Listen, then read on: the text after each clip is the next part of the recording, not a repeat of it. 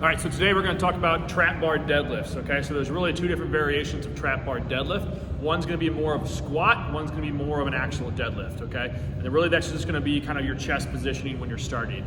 Outside of that, it's a very easy exercise to learn. This is why I usually incorporate it earlier in programs.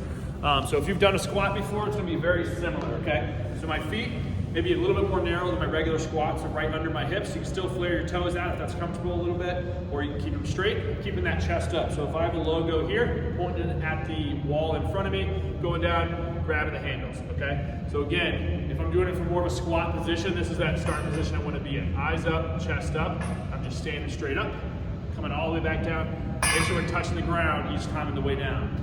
If I want this to be more of a deadlift, which I would say in the comments, otherwise do it like a squat, I'm gonna be leaning forward a little bit more, chest pointing towards the ground, eyes towards the ground, okay? Now when I go up, I'm pushing those knees back. I'm gonna feel it a lot more in my hamstrings and my back, and come back up. So it's like an RDL, touch, come back up. So a lot more of that hip hinge motion versus chest up squat motion, okay?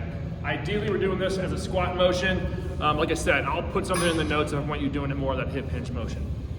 Number two thing to think about, make sure you have the handles to start. If you've never done this before, handles up.